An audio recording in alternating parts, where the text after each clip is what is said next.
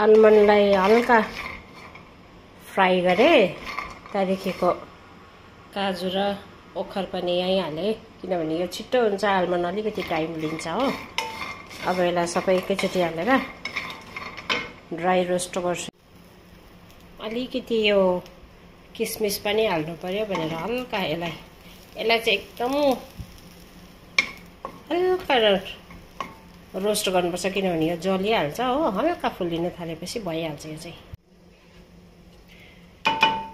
यो पम्किन सिड्स र sunflower seeds यसलाई म हल्का ड्राई रोस्ट गर्छु।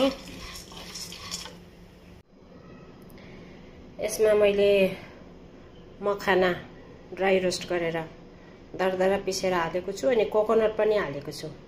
त्यसरी नै हल्का ड्राई रोस्ट गरेर 1-2 मिनटमै भइहाल्छ ड्राई कोकोनट,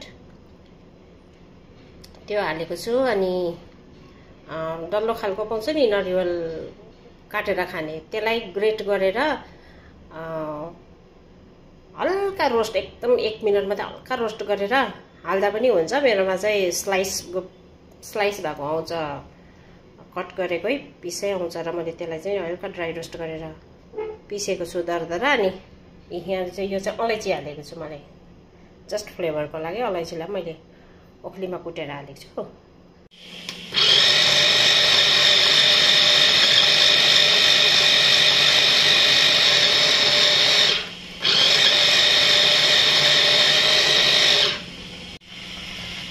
मैले चाहिँ मेरोमा चाहिँ यस्तो चपर छ, अनि काजु, बदाम, ओखर, पिस्ता यो एकैचोटि मिक्स गरेर चाहिँ मैले चाहिँ यसरी दरदरा पिसेँ हो।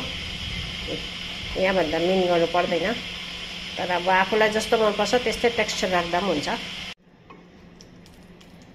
यसमा अलिकति घिउ हालेर एकदम कम्ती, जस्ट ग्रिज मात्रै गरेको मैले यसमा, नटालियोस् भनेर। अनि कम्ती आँचमा चलाउँदै म्यास गर्दै यस्तो बनाएँ हो। अब चाहिँ यो रेडी छ लड्डु बनाउनको लागि। डेट्स रेडी भयो। यसमा मेरो ड्राई फ्रुट्सहरू सबै छ, आलमन्ड, अनि क्यासु, पिस्ता, वालनट, किसमिस, मखाना, अनि मैले सेतो तिल पनि हालेको छु अलिकति पिसेर, यहाँ अलिकति फ्ल्याक्स सिड्स पनि छ यहाँ, अन्त सनफ्लावर सिड्स, पम्किन सिड्स छ यहाँ। सबै यसलाई मैले यसरी क्रस गरेर रफली कोर्स गरेर मैले पिसेको छु यसलाई। अब यो सबै मिक्सचर चाहिँ यसमा जान्छ यसरी।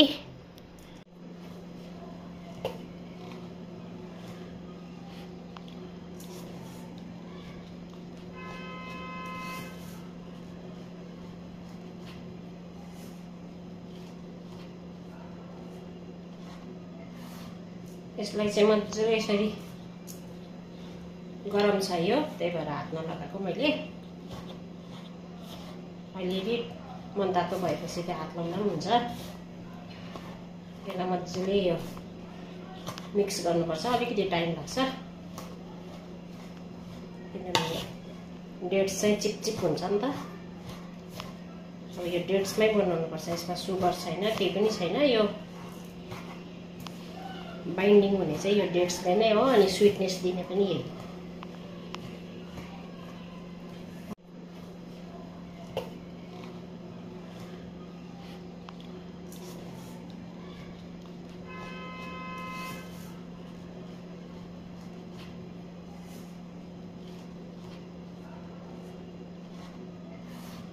यसलाई चाहिँ मजाले यसरी, गरम छ यो, त्यही भएर हात नलगाएको मैले। अलिअलि मनतातो भएपछि चाहिँ हात लगाउँदा पनि हुन्छ। यसलाई मजाले यो मिक्स गर्नुपर्छ, अलिकति टाइम लाग्छ, किनभने डेट्स चाहिँ चिपचिप हुन्छ नि त। अब यो डेट्समै बनाउनुपर्छ, यसमा सुगर छैन, केही पनि छैन, यो बाइन्डिङ हुने चाहिँ यो डेट्सले नै हो, अनि स्विटनेस दिने पनि यही। म चाहिँ अन्दाजमै बनाउँछु, मेरो चाहिँ मेजरमेन्ट छैन। यसरी अब यसलाई मजाले मिक्स गर्नुपर्छ। यसरी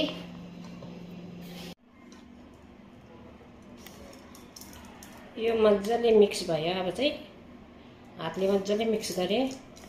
हल्का यसलाई गरम पनि गरेँ, किनभने अलिअलि चिसो भएको थियो कि। अलिअलि गरम गर्दाखेरि चाहिँ डेट्स नरम हुन्छ अनि बनाउनु सजिलो हुन्छ। मजाले मिक्स भयो। अब यसलाई हातमा हल्का अलिअलि घिउ लगाएर मैले ग्रिस गरेको छु।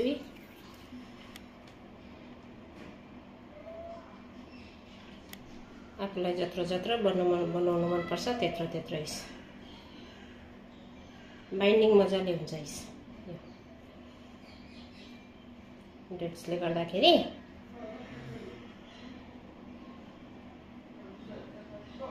looks nice and healthy.